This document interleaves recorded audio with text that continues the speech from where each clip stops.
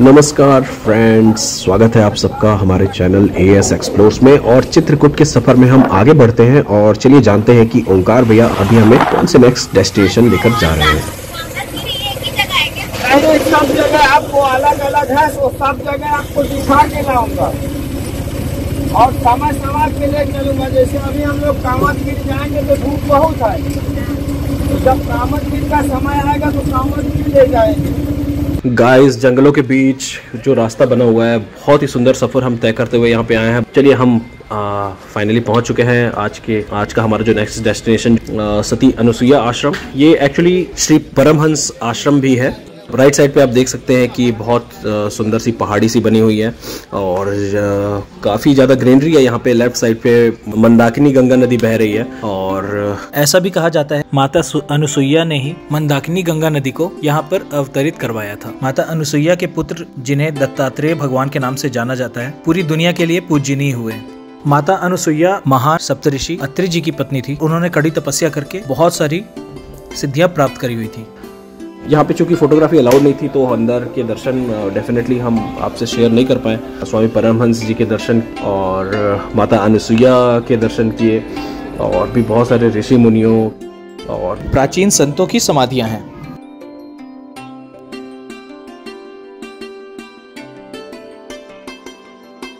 बाहर आप देख सकते हैं कि यहाँ पे भगवान भोलेनाथ का शिवलिंग बना हुआ है। बड़ा सा आश्रम का फ्रंट है। लेफ्ट और राइट दोनों साइड पे दो चैरियट बने हुए हैं। एक ऊपर आप देख सकते हैं कि एक सूर्य की आकृति सी बनी हुई है, जिसमें से जो किरण निकल रही है वो बेसिकली सोलर सिस्टम को रिप्रेजेंट कर रहा है। उस 7 किरणों में 7 सब सोलर सिस्टम के, मतलब इस सौर मंडल के 7 सप्तऋषियों की प्रतिमाएं बनी हुई हैं। नीचे जैसे ही देखते हैं तो राइट साइड पे एक चैरियट जो रथ बना हुआ है, उस पे भगवान श्री कृष्ण अपने प्रिय पार्थ अर्जुन को उपदेश देते हुए।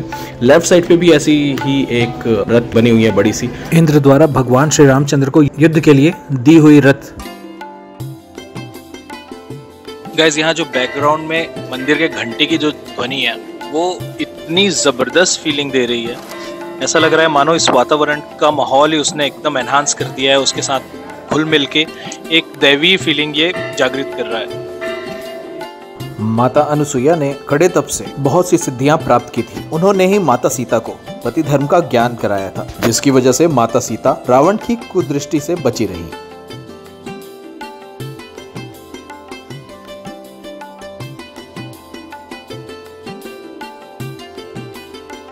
बहुत ही सुंदर सा माहौल है। शाम हो चुकी है, बहुत ज़्यादा धूप नहीं है, बहुत ही शांति है यहाँ पे। अगर हमारे पास टाइम होता तो हम डेफिनेटली प्रेफर करते हैं कि यहाँ पे थोड़ी देर बैठें और यहाँ के मौसम का, यहाँ के वातावरण का आनंद लें। अभी शायद 3-4 डेस्टिनेशन और हमें तय करने हैं और टाइम बहुत ज़्यादा नहीं है, तो हम जल्दी से यहाँ से निकलते हैं। और ये बहुत औसम, बहुत ही ज़बरदस्त जगह है। आपको डेफिनेटली यहाँ पे आना चाहिए। अगर आपको नेचर से प्यार है, अगर आपको ऐसी शांति वाली जगह पसंद है तो आप डेफिनेटली बहुत एंजॉय करेंगे। बहुत ही सुंदर जगह है।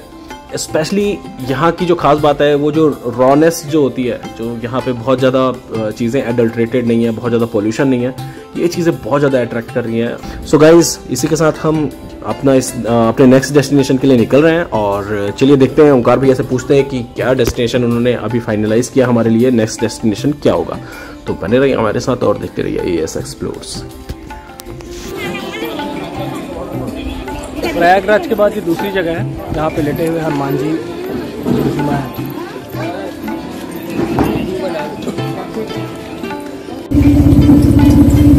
गोदारी गुफा, ऐसी गुफा पूरे भारत में नहीं है, ओरिजिनल गुफा।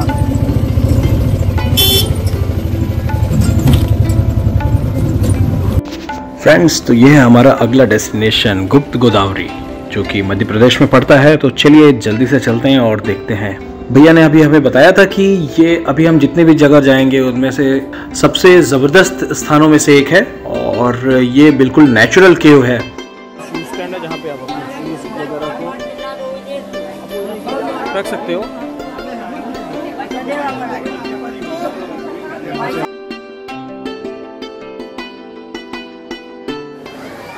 कि यहाँ का टिकट काउंटर है।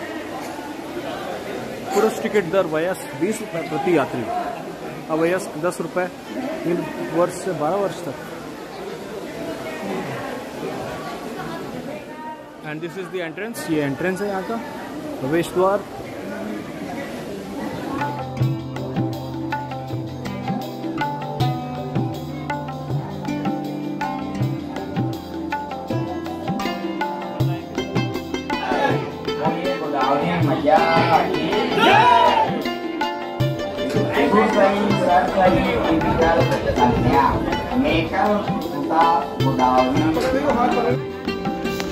गाइज ये यहाँ के प्रथम गुफा का एंट्रेंस है और आप देख सकते हैं कि बहुत ही नैरो सी गुफा है। मतलब इसका एंट्रेंस इतना नैरो है कि एक टाइम में सिर्फ एक ही आदमी अंदर जा सकता है। देखिए कितना नैरो है ये। और अंदर जाके ये थोड़ा वाइड हो रहा है।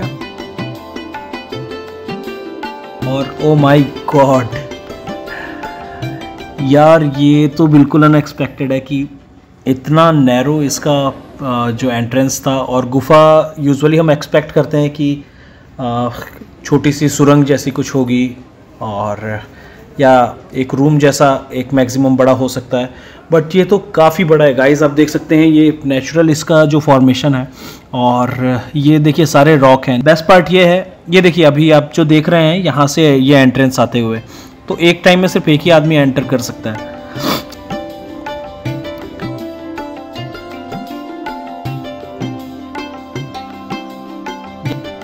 यहाँ पर बताया जाता है कि ये जो पार्ट है यहाँ पे भगवान श्री रामचंद्र जी का दरबार लगा करता था। आप ऊपर देख सकते हैं, ऊपर भी ऐसा एक गर्भगृह जैसा एक फॉर्मेशन है। ऐसा लगता है कि इसको उस पर्टिकुलर टाइम में पर्टिकुलरली मतलब प्रॉपरली ऐसा शेप दिया गया है।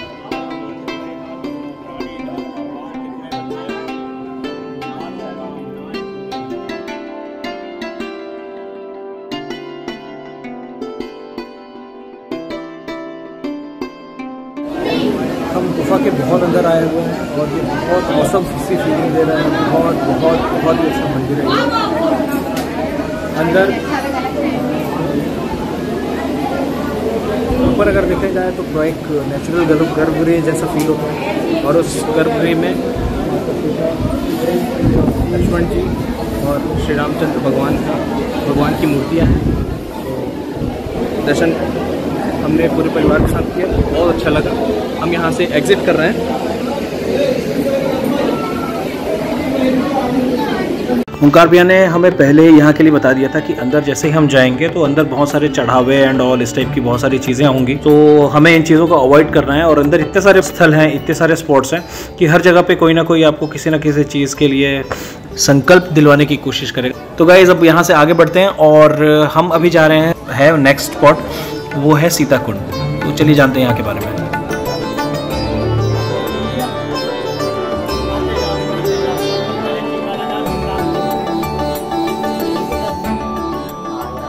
सीता कुंड गुप्त गोदावरी है। सीता जी यहाँ पे स्नान किया वनवास काल में। जब भगवान अयोध्या जी से चले हैं तब ये गोदावरी नासिक पंचवटी से भगवान के दर्शन के लिए चित्रकूट आई है। जब यहाँ चित्रकूट आई है तो यहाँ पे सीता जी स्नान किया, भगवान से कहा है कि भगवान ने कहा कि बेटी आप तो धन्य हो गए और आप मांग लो जो मांगना हो। तो उन्होंने यहाँ कहा कि मैं अपने पिता की चोरी से आई हूँ, मेरा भेद कोई जानने ना पाए, मुझे यही वरदान दो। गुप्त गोदावरी स्थान यही है। सो पंडित जी ने अभी हमें यहाँ सीता कुंड के बारे में बताया। अब यहाँ से हम जा रहे हैं गुप्त गोदावरी का उद्गम स्थल, जहाँ से एक्चुअली गुप्त गोदावरी जी जो हैं, जहाँ से उनका उद्गम होता है, जहाँ से वो प्रकट होती है। यह है भगवान शंकर का शिवलिंग और आगे है नेक्स्ट धनुष कुंड।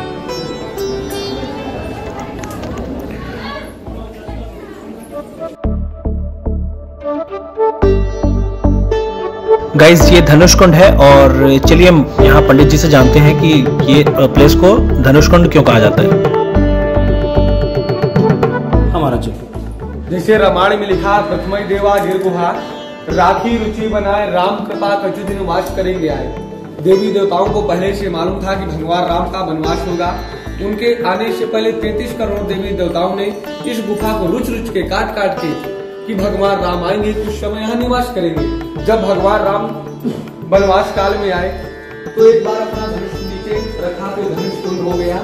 अच्छा, इस मंदिर का आप नीचे देखेंगे तो धनुषाकार है और ऊपर देखेंगे तो धनुषाकार है। जब ऊपर धनुष रखा तो पत्थर पूरा मोम की तरह पिघलता गया तो धनुष का आकार बना, ताकि हम लोग कलयुग में देख सके। ये जो आप पानी देख रहे हैं ये नाशिक त्र्यंबकेश्वर महाराष्ट्र से आ रहा है। गोदावरी जी का उद्गम नाशिक महाराष्ट्र में है। यहाँ तो भगवान राम के दर्शन करने के लिए आई थी अपने पिता समुद्र से चोरी करके। जब नाशिक को मालूम चला कि भगवान राम चित्रकूट में हैं, उनके दर्शन करने के लिए व्याकुल हो चुकी थी। अपने पिता समुद्र से बोले, हे पिता, आपकी अगर आज्ञा हो तो मैं चित्रकूट जाना चाहती हूँ भगवान राम से मिलने के लिए। उनके पिता बोले, मैं भगवान राम को ही नाशिक बुलाऊंगा। वो नहीं मानी, अपने पिता समुद्र से चोरी करके आई और यहाँ प्रकट हुई, सीता जी से मिली। सीता जी की बचपन की शैली थी, मायके की शैली और भगवान राम के चरणों को धुली। भगवान राम अत्यंत प्रसन्न हुए तो बोले, बेटी मांगो, क्या मांगने के लिए आई? बोली, हे प्रभु, कुछ मांगने के लिए नहीं आई हूँ, आपके दर्शन करने के लिए आई हूँ, आपके चरणों को धुलने के लिए आई हूँ। मुझे वरदान दो, मैं जैसे आई हूँ वैसे ही अपने धाम को नाशिक वापस चली जाऊँ। ये भेद कोई जानने ना पाए। गुप्त रूप में आई हूँ, गुप्त रूप में जाना चाहती हूँ, नदी और नाले के रूप में नहीं बहना चाहती हूँ। तो यहाँ उद्गम है और 100 मीटर के बाद ये धारा गुप्त है। कुंवारे में आई थी, इसलिए इस आश्रम का नाम पड़ गया गुप्त गोदावरी। ये गुप्त रूप में, ये निकलता हुआ जल नहीं दिखेगा, बहता हुआ दिखेगा, यही विशेषता। गाइस, ये तो इतना अंदर है कि अंदर हम घुसते ही जा रहे हैं, अंदर जाते ही जा रहे हैं और एक के बाद एक स्पॉट्स पड़ रहे हैं। फ्रेंड्स, इसके बाद जो नेक्स्ट स्पॉट है यहाँ का, वो है खटखटा चोर। यहाँ पर जैसे हम ऊपर कुछ सीढ़ी चढ़ते हैं तो हनुमान जी के भी दर्शन होते हैं हमें। ऊपर आप देख सकते हैं कि बहुत सारे चमगादड़ भी लटके हुए मिलेंगे आपको और ऊपर जो पत्थर है, कहा जाता है कि वही खटखटा चोर है। ऐसा कहा जाता है कि जब माता सीता यहाँ स्नान कर रही थी तब उस समय यहाँ एक राक्षस आया और उस माता सीता के वस्त्रों को चोरी करके भागना चाहा। इस पर भगवान श्री राम ने उन्हें श्राप दिया और वो वहीं पर पत्थर का बन गया। एक मान्यता ये भी प्रचलित है, जब माता सीता यहाँ स्नान कर रही थी उस समय मयंक नाम का एक राक्षस यहाँ पर आया और वो माता सीता के वस्त्र चोरी कर भागने लगा। इस पर माता सीता ने क्रोधित होकर अपना एक बाल तोड़कर उसे श्राप दिया और वो वहीं पर पत्थर का बन गया। जब उसने विनती की कि माता, इस तरह मैं भूखा मर जाऊंगा, तब माता सीता ने उससे गुफा में आने वालों का पाप खाकर भूख मिटाने और युगों युगों तक उसका नाम बने रहने का वरदान दिया। तब से उसे खटखटा चोर के नाम से जाना जाता है। और आप ऊपर देख सकते हैं एक बड़ा सा पत्थर जो लटक रहा है, कहा जाता है कि यही खटखटा चोर है। तो लोगों का पाप खाकर जिंदा रहने वाला ये अद्वितीय किस्म का राक्षस, इससे पहले मैंने ये कहानी नहीं सुनी थी, ये बिल्कुल नई चीज थी हमारे लिए। अब आगे हम गाइस यहाँ से नेक्स्ट एग्जिट कर रहे हैं।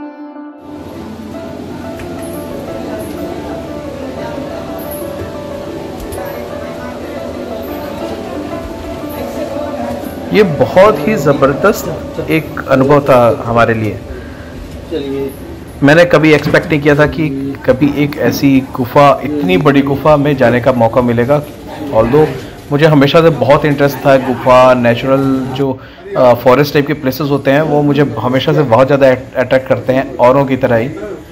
सो यहाँ से हम एग्जिट कर रहे हैं गाइज और चलिए देखते हैं आगे क्या है। सो आगे पानी वाली गुफा जाने का मार्ग, मतलब आगे एक और गुफा है जहाँ पर जो पानी वाली गुफा है, तो वो चलिए देखते हैं वो कैसा है।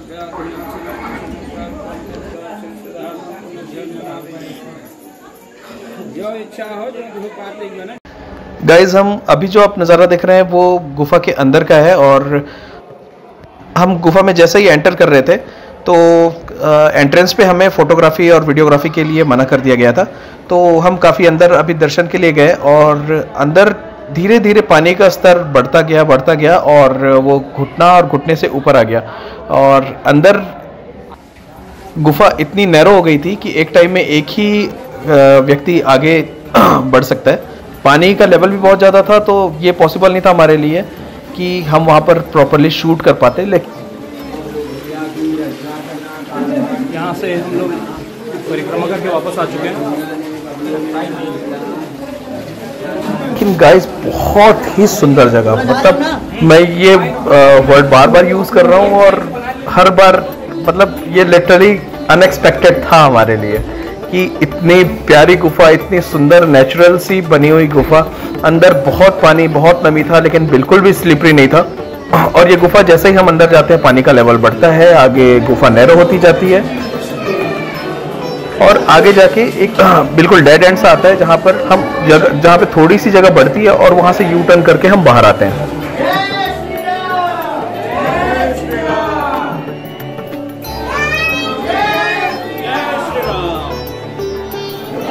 अंदर डेड एंड पे हम भगवान श्री रामचंद्र जी के माता सीता के, लक्ष्मण जी के दर्शन करते हैं, हनुमान जी के दर्शन करते हैं और वहाँ से यू टर्न करके हम फिर वापस आते हैं। और उसके बाद वहाँ से हम वापस आ चुके हैं और आपसे ये वीडियो शेयर कर रहे हैं। गाइस देखिए कितनी सुंदर जगह है, कितनी सुंदर जगह है ये।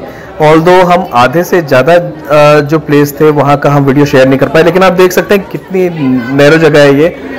यहाँ पर तो फिर भी शायद हमें थोड़ा कंफर्टेबली शूट करते बन रहा है। ये अपने टाइप का एक सबसे अनोखा एक्सपीरियंस में से एक है हमारी लाइफ का। दे दे मेरे को, आगे नहीं जा पाएगी इसको लेके। ऐसे एक्सप्लोर। ये बहुत ज़बरदस्त अनुभव रहा है। सो यहाँ पर थोड़ा बाहर आने के बाद एक स्पॉट मिलता है जहाँ पर जगह थोड़ी सी वाइड होती है और वहाँ पर लोग एक सेल्फी पॉइंट सा बना हुआ है। यहाँ पर हम थोड़ी कंफर्टेबली चीज़ों को शूट कर सकते हैं।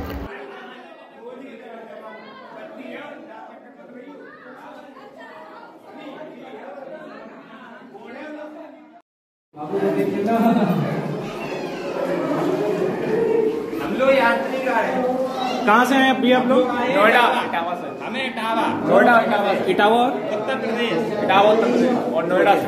Noida, okay great.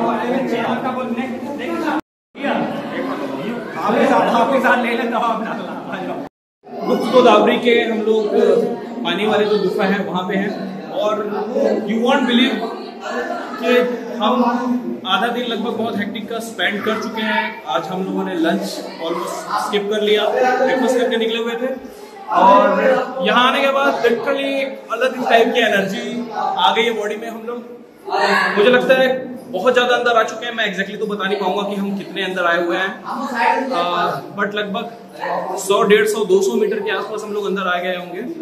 और यहाँ पे इतनी ज्यादा जो स्टोन्स है उसमें मॉइस्चर है, पानी आप देख सकते हैं कि सब तरफ पानी पानी नजर आ रहा है।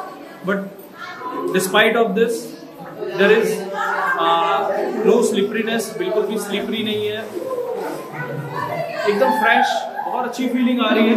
ऊपर से पानी टपक रहा है, कुछ जगहों पे अंदर आपको चमगादड़ बैट्स भी नजर आएंगे। वो फिलहाल इस गुफा में तो हम लोगों ने नहीं देखा है, पीछे के गुफा में एक मंदिर के ऊपर थे, तो वो वीडियो भी डेफिनेटली मैं शेयर करूंगा आप लोगों से, या मे भी शायद प्रीवियसली इस वीडियो में आपने देख लिया होगा आफ्टर एडिटिंग। सो बहुत अच्छा लग रहा है गाइस, जुड़े रहिए हमारे साथ और मजा लीजिए हमारे इस चित्रकूट के ट्रिप का। आप देखिए फिर से स्माइल वापस आ गई हमारे चेहरे में। सो बहुत मजा आ रहा है, बने रहिए हमारे साथ। यहाँ से अब हम एग्जिट कर रहे हैं। एक ये प्लेस है जहाँ पे लोग सेल्फी लेते हैं या फोटो क्लिक करवाते हैं, तो बहुत अच्छा पॉइंट है ये। गाइस ये गुफा जहाँ पर एंड होती है, डेड एंड पर बहुत सकरी होके वहां से नदी निकलती है और थोड़े बाहर आने के बाद एक पीपल का पेड़ है, वहां पर जाकर ये नदी गुप्त हो जाती है। तो ये भी एक कारण है जिस वजह से इसे गुप्त गोदावरी कहा जाता है।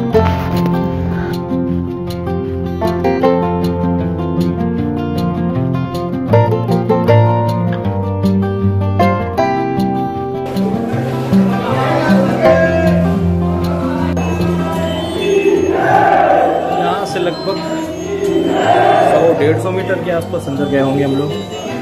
बहुत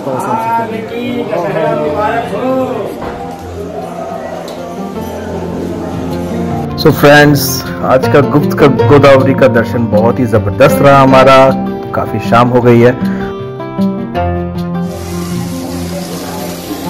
अंदर हमने नदी देखी, नदी का उद्गम देखा, गोदावरी नदी का।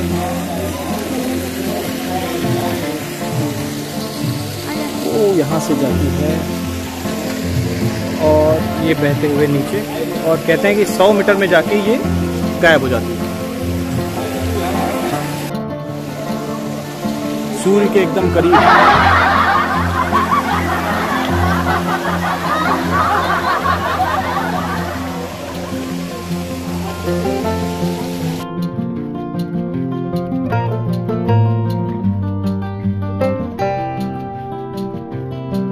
ठीक है, मंदिर से एग्जिट करते करते हम लोग यहाँ पे एक छोटी सी शॉप है, रबड़ी, चाय और यहाँ पे गुलाब जामुन एकदम फ्रेश मिल रहा है।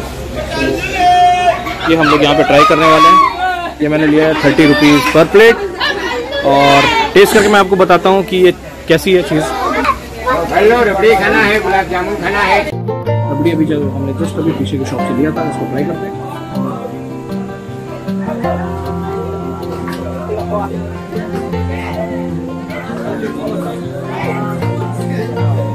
रबड़ी अच्छा है, बहुत अच्छा, बहुत अच्छी रबड़ी है, मस्ट ट्राई। जब भी यहाँ पे आते हैं तो आप ट्राई कर सकते हैं यहाँ पे। ताजा जो है अभी से दिन भर बनता है जी, सवेरे डालकर बिकता है दिन भर। गरम रबड़ी खाने से नुकसान करता है, तो रबड़ी ठंडे आदमी खाता है, गरम नहीं खाता। और मिठास भी एकदम माइल्ड लेवल पे है, बहुत ज्यादा मीठा नहीं है। 50-60 लीटर दूध है जी, और पत्ते पत्ते पत्ते पत्ते जो थोड़ा मिठास तो दूध में आ जाती है, तो थोड़ा पौवा 5-70 भी डाल देते हैं। हाँ, तो मिठास बहुत ज़्यादा नहीं है जितनी रहनी चाहिए रबड़ी में, उससे थोड़ी सी ज़्यादा है हालांकि, बाकी उतनी ही है। आप डेफिनेटली एंजॉय कर सकते हो, सैचुरेशन नहीं आएगा आपके टेस्ट बड्स पे। Must try, enjoy the food. अभी भी हमारा एक डेस्टिनेशन बाकी है, ऐसे तो बहुत सारे डेस्टिनेशन बाकी है, लेकिन एक जो मेन डेस्टिनेशन है कामतगिरी पर्वत, वहाँ की परिक्रमा करनी है। अब हम चल पड़े हैं कामतगिरी पर्वत की परिक्रमा करने के लिए, जिसे आप देख पाएंगे हमारे नेक्स्ट एपिसोड में। और बहुत बहुत धन्यवाद आपका हमारे साथ बने रहने के लिए। देखते रहिए AX एक्सप्लोर्स और बताइए आपको हमारा एपिसोड कैसा लग रहा है। मिलते हैं आपसे कामतगिरी पर्वत पर, तब तक के लिए नमस्कार, प्रणाम, धन्यवाद आपका।